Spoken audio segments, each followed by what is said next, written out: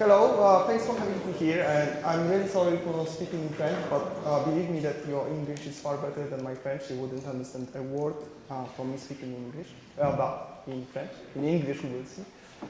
So my name is Pawel KOZLOWSKI. I'm working for Amadeus, but today I would like to speak not about what we do at Amadeus, and the part that is not visible, but actually I would like to talk about the thing that is very visible, which is the open source initiative that we've got, and generally speaking, all the open source development. So the basic premise of my talk is that the web development is not easy, and if you think it's easy, I would like to talk to you because I would like to know your secrets.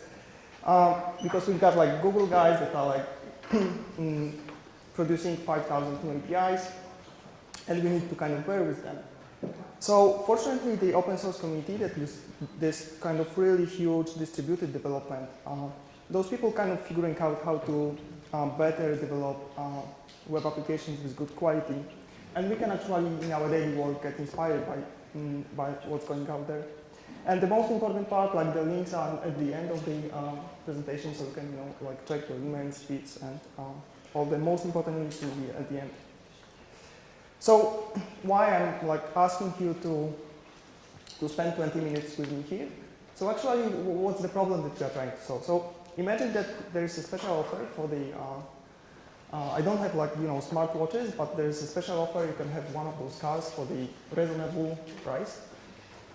So you can choose one, and who would like to take the Aston Martin? Looks sexy, looks fine. This was just one, you probably know that there is one trick. So I didn't tell you that this beautiful machine, it just kind of breaks in every 100 kilometers on average. You don't know when it's going to break. So all of a sudden, this kind of old and tried car is like becoming more interesting because it's simply reliable.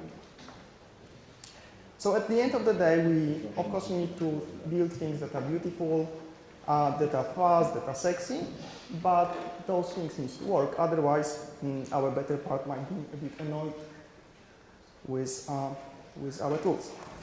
So how do we make sure that those non-sexy parts, those engines that we are putting inside the machines, that they actually work?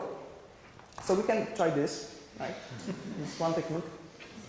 We can try more of this, but actually when buying a car, I would prefer that the people working on those engines are engineers that before deploying or selling those engines to customers, they are like actually testing them.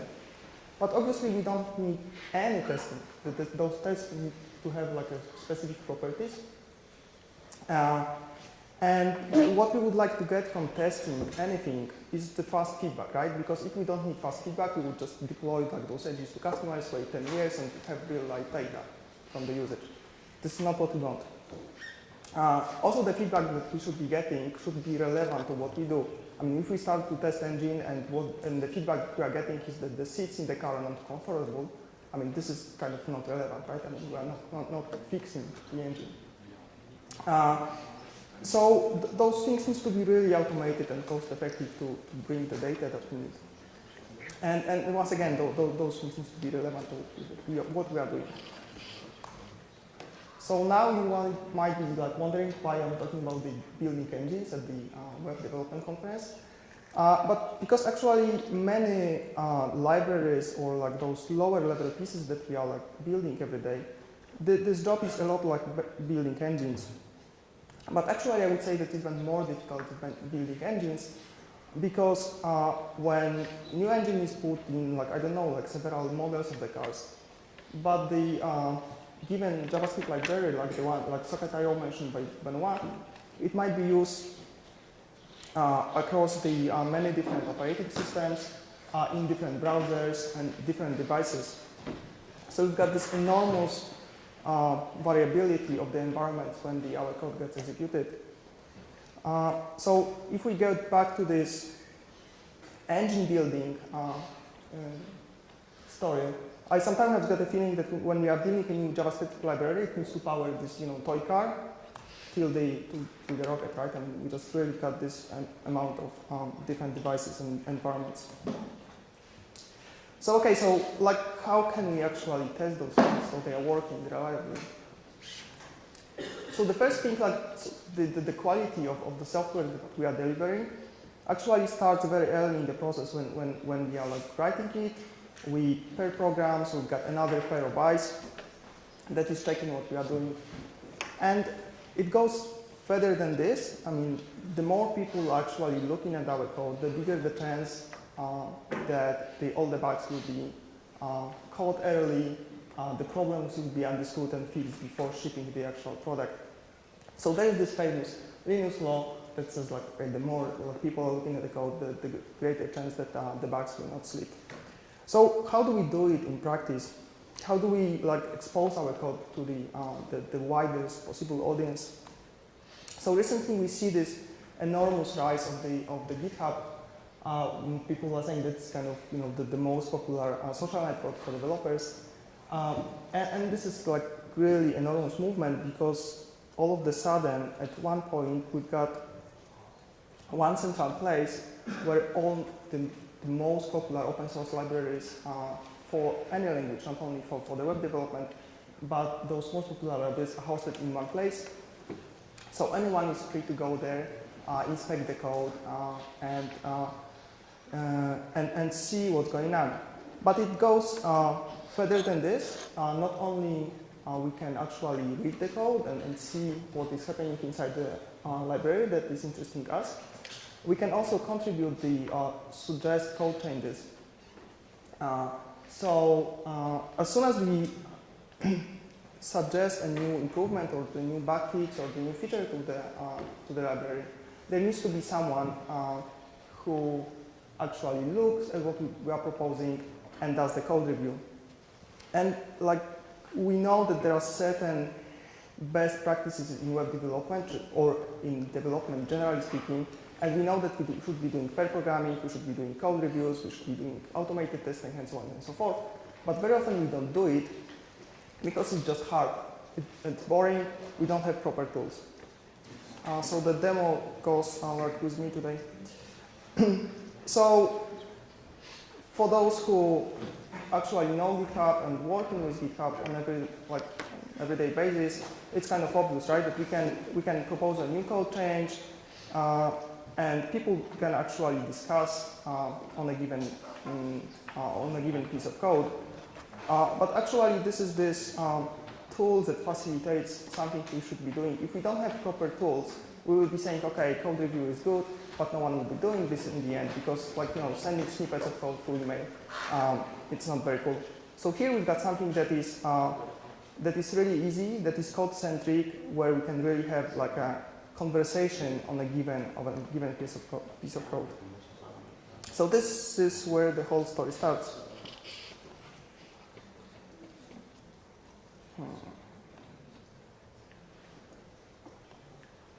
Did my machine just decided to? Maybe those goes not with me. Sorry? No, it's just that.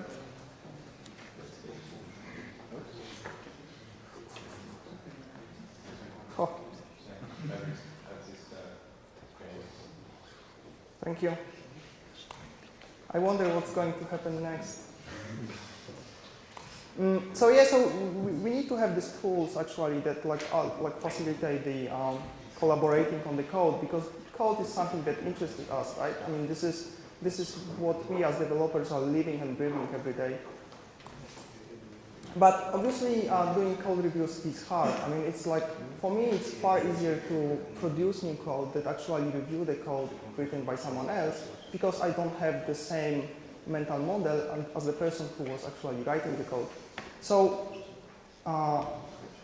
when doing a code review, we've got certain parts that are really important, like if there's this new algorithm or the new, fascinating way of solving the problem. But there are also many parts that are really kind of automatic. We just need to check the syntax, that the coding style is respected, and so on and so forth. So those things we can actually automate. And Unfortunately, in the web development, in the JavaScript world, we don't have a compiler, it's an interpreted language, so we cannot lean on a compiler to actually get the syntax checks. But fortunately, there are other tools. Here are the links, so there's JSHint or JSCS, and we can use those tools to check the syntax of our code. So this is great. So this kind of gets the burden of the code review.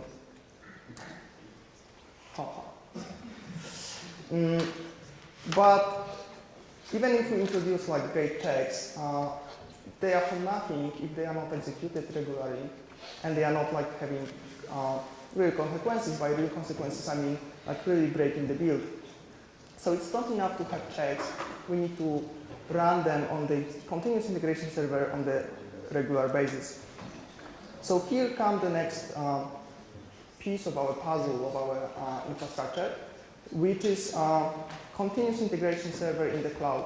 So obviously, once again, we know that code reviews are good, but we don't have tools, so we don't do it. We know that continuous integration is good, but it's hard because we need to buy a new machine, we need to set up it, blah, blah, blah. So Travis CI kind of gets this burden of our shoulders, and we can simply plug this virtual integration server with the, we can connect it with the GitHub repository.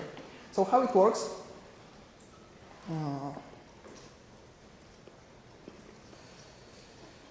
let's go to the GitHub. Let's inspect one of the pull requests. First one, you can see that there is the code. We can have some conversation, right? That this is something we know already. But if you see closer, there is this little green tick here next to the given code change, and when you click on it, we can actually see that something gets executed here.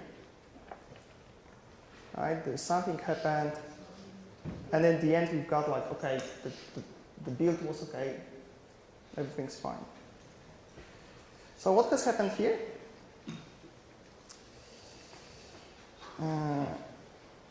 We've got our happy developer that is cranking the code like crazy, pushing it to the GitHub, and it gets out. It is, so everyone is like free to inspect, free to code review. But we are also starting, as soon as this commit arrives, we are starting this integration server and doing the static checks analysis on the project. But what is even more important is that, as we saw, there is this instant feedback that we get. So, I mean, immediately after pushing the code, there is something that gets executed and pushes back to us the feedback. So we are not losing context. We still know that we proposed a new code change that someone is verifying it. And it's really kind of, apart from this like small tick, we've got also the Travis that is coming back to our pull request and saying, all is well, build passed, you can kind of freely merge it. So this is very visual, very kind of, black or white feedback, which is integrated with our code. So what next? So static analysis is good, right? It's kind of like compilation step, but obviously this is not enough. We actually need to prove that our code is not only syntactically correct, but actually does something useful, which is not always the case. But in JavaScript community, we kind of have this really interesting culture lagging behind a bit, and I think there are like many reasons for this. First of all, it is difficult because we've got those multitude of browsers or multitude of devices.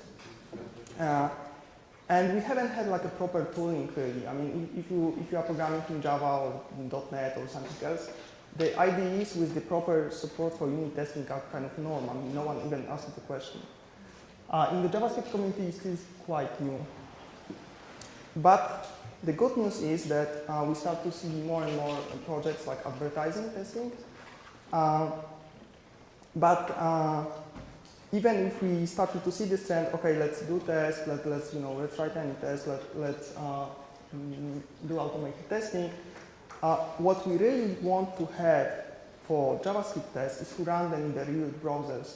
Of course, people were experimenting with technologies like Rhino or like using headless browsers like Phantom.js, but in the sense those are not real browsers. I mean, they're kind of fake. What we want to do is to prove, first of all, that our code works correctly, but it also that it works correctly across the multitude of browsers and devices that we want to support.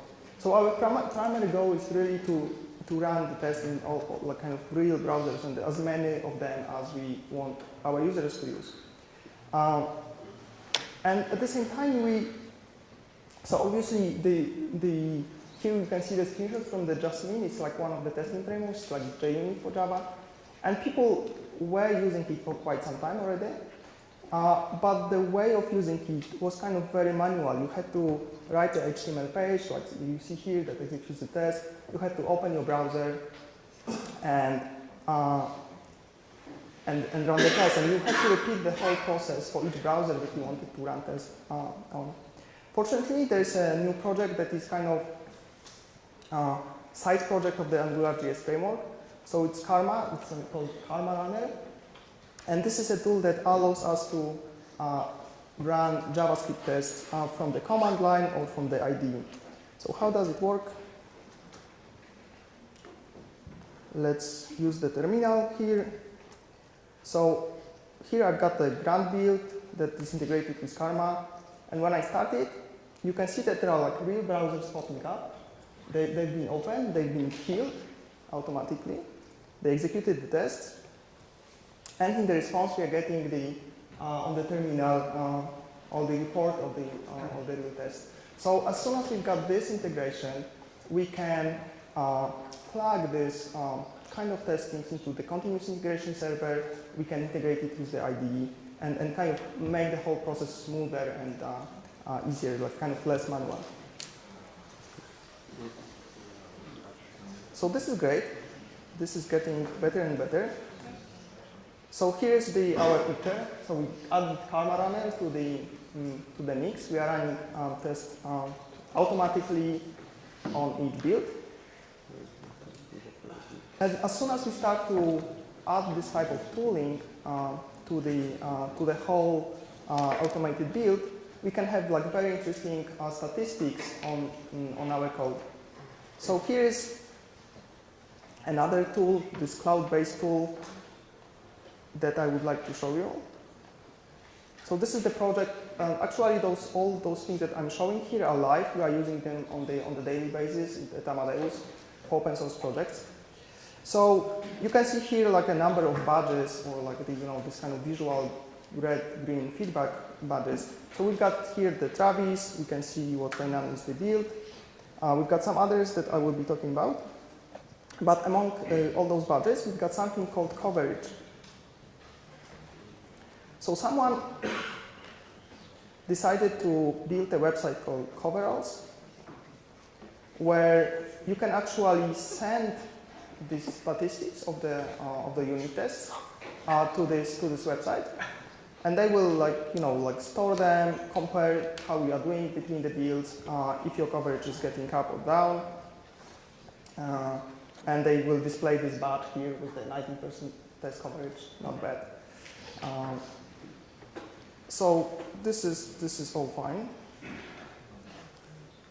So once again, the principle here is all the same. Like we've got this central piece, our central matter here. Like we've got we are working with the code, we are pushing our code, and then we've got like multitude of tools that start to analyze this code and provide feedback back to GitHub, back to the code, so that we've got this kind of cycle of the fast feedback loop. So here's our build so far. We are pushing the code, GitHub, starting the build, starting the tests, and based on the test run, we are pushing the test coverage to Coveralls. But it's still not enough, because as great as the Travis CI is, it has by default only Firefox installed. So we could run our tests in the real browser, but only one, and Firefox frankly is not the one that makes the most trouble in our daily life. So that's why there is another cloud provider called SauceLabs that actually can provide hosted browsers on demand. So you don't have to, if you really want to have your application working across the devices, operating systems, and different browsers, it's actually very hard to install them all and maintain them all, because like it's not only that we need to install these things up front, but we need to maintain patches, we need to update new versions, and blah, blah, blah. So if someone can take this burden out of our shoulders, this would be great. So this is SauceLabs, what SauceLabs is doing. They provide the browsers on demand. You can like choose the combination of operating systems and like different versions of the browsers and so on and so forth. Apart from desktop browsers, you've got also the mobile browsers. So how it fits with our build. So we can see that we are starting to like create for one build for each code push. So for each code change that we are going to push to GitHub, we are starting at least one virtual machine here to start Travis. We are starting several virtual machines on SauceLabs. So we've got like really this multitude of cloud-based machines working for us. And once again, the SauceLab is really well integrated with the whole workflow, because as soon as we've got our build executed, so we can see here, there is one of the builds. I don't know if it's visible, probably not. So I will make it bigger. So you can see here one of the builds. And you can see that there are different browsers being started and executed the tests, and so on and so on. We've got success at the end. And as soon as the build is finished, we can see that we've got this immediate visual feedback on what has happened. So really the great part about SauceLabs is that like you can have combinations of operating system and different versions, and you can see probably from this bar here who is the biggest troublemaker, right? And you just really need to test across all the versions.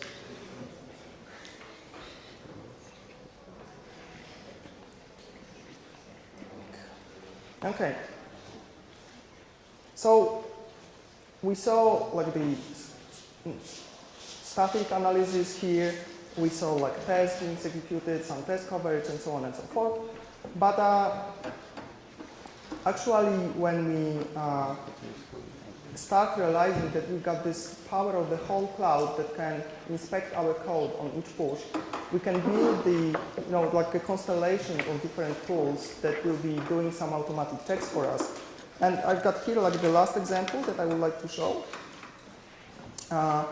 We know that, we are building code, but we are also using some other libraries while building our code. So we are like introducing a lot of dependencies to our code base, and managing those dependencies is sometimes hard. So here's another tool. It's called DavidDM. Don't ask me why. But apart from the, even if it kind of is named funny, it is very useful because you can click on this dev dependencies badge, and what it does, it actually inspects NPM dependencies in this case of your project, and will tell you if you are on the latest version. And if you are not on the latest version, you can click here, you can click here, you can click here, and you can see that what has happened between the versions. So you can kind of actually inspect all the commits and decide if you want to upgrade, or maybe it's safer to stay on the version that you are.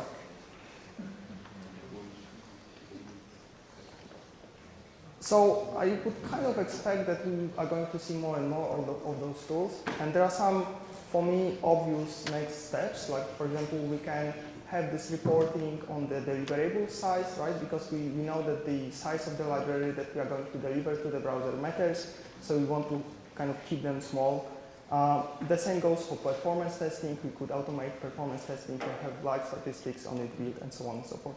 So I hope that in the coming months or like years, we will see more and more of those kind of cloud services that we can plug easily on our build. So the things I would like you to remember from this is that it would be good that we test our libraries before we ship them to our customers. I believe that we as the humans and as the software engineers are really too creative, and our time is too valuable to do automated tasks by hand. So if you can automate something, let's try to automate it. And even if historically the client-side code or the UI code is kind of hard to test or been hard to test, we can see some kind of toolings and workflows that actually make the whole situation a lot better.